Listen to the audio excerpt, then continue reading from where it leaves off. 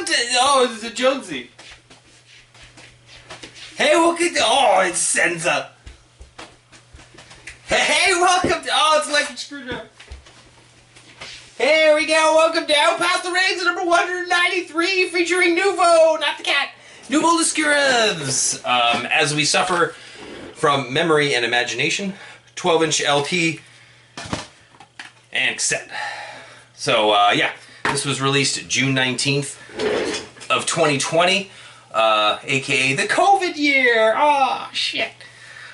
So, yeah, this was co-released with Dog Nights, ZBR and Dog Nights, and one of the big reasons for that was the band was planning on going to the EU, UK in the summer of 2020 to help push this release and do a tour over there, which I believe to this point in time has not even happened yet. Mid-2025, I don't think they've done that yet.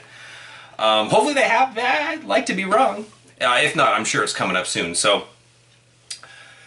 yeah, the story behind this leads back to the first 12-inch, which was, I guess, kind of preceded by the Yarrow four-way split, where they're the old incarnation of the band's other name was on that split, and yeah, they just hit me up for the first LP, the self-titled, back in whatever it was, 2017 or something like that, and yeah, that was a huge release for ZBR, and I feel like really helped putting us on the map in terms of like, oh, we can release something pretty much by ourselves at this point, because we know what's good. So that was kind of the level that I've always been trying to get to, was like, oh, is it released on ZBR? Well, it's going to be good then, especially if you like Screamo. That was kind of like the whole thing, because that's what Level Plane did, and that's why I gravitated so hard toward that label back in the early 2000s.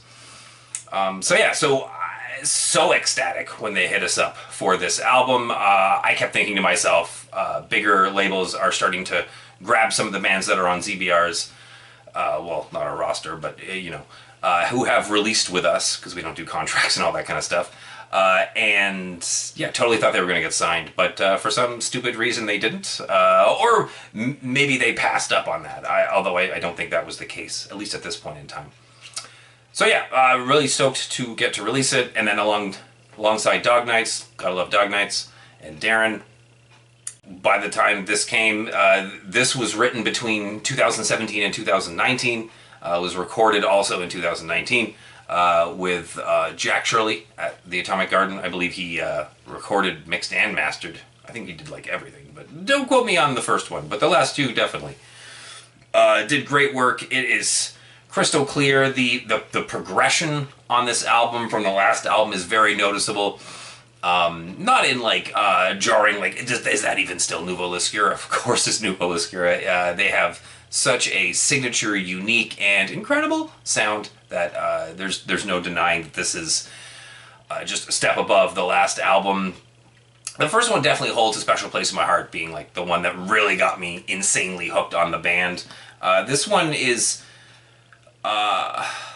you know what? It's almost like it's a little less heavy, but more technical, I would say, than the self-titled. There's certainly, like, don't get me wrong, it's not all clean singing and, like, pretty parts. It is still destructive and, like, just a bombardment on the senses, but there's more, like, noodling and, like, intricate stuff going on than perhaps the first LP. But again, that was still also really crazy, so... I don't know, maybe I don't even know if I know what I'm talking about. But regardless, I remember setting up like a listening party with Taylor, who plays drums for the band, and they basically, we would listen to the songs together, and then I would just, from two different places, because we live far away, and I would just say like, oh my god, 30 seconds in, this happens in the song, it is crazy, and Taylor would just be like, oh yeah, that part's great, I love that.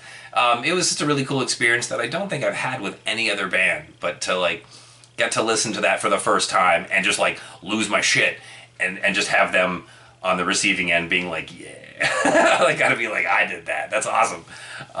So props to Taylor for that. I love the whole band, they're great. They came on the podcast too. I feel like it was before this album came out, but maybe I'm wrong.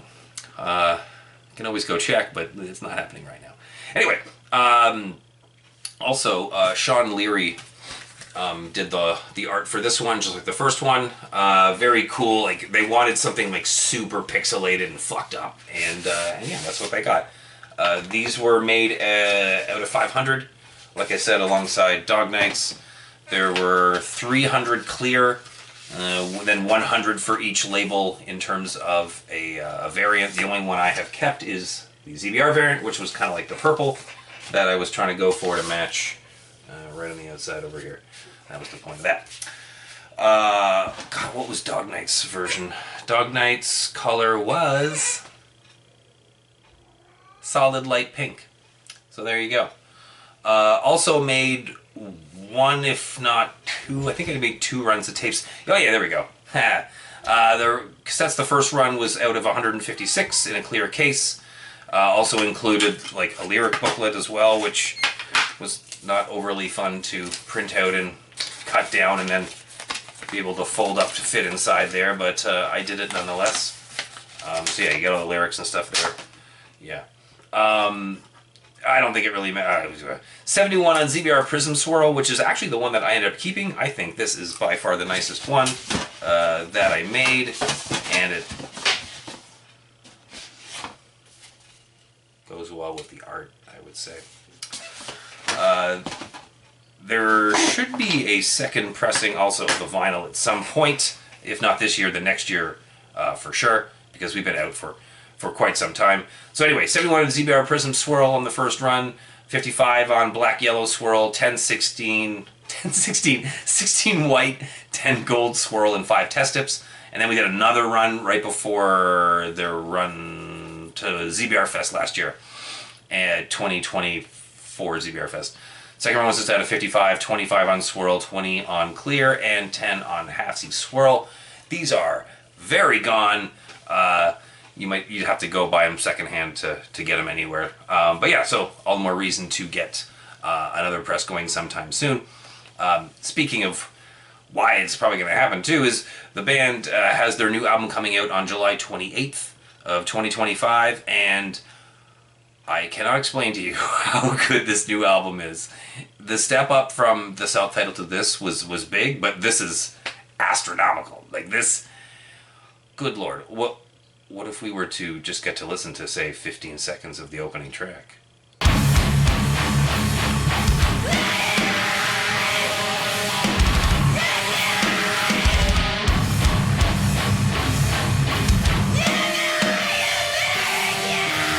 Like I said, it's pretty good. Yeah, so like the new album hits those extremes. It goes way heavier than their earlier stuff. But also has passages that you can definitely like nod along to, and although they're still very intricate, it's almost like poppy rhythmic in terms of like it's very easy to follow, and you can, like I said, bob your head to it. So look out for that. That album is just amazing. I forget the title at the moment. The title is How This All Ends. That's coming out on ZBR and I Corrupt Records from Germany.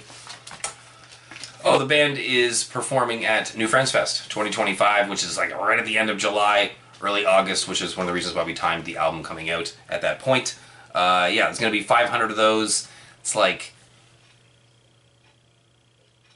I forget. I think it's like 300, 200. And I don't remember what the variants are. Good job, Dave. Thanks.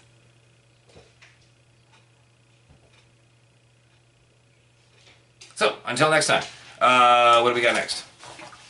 So unprepared. Oh my god, it's a Paramount of Love Supreme. Oh, hell yes. Okay, fantastic stuff. Yeah, I guess until next time,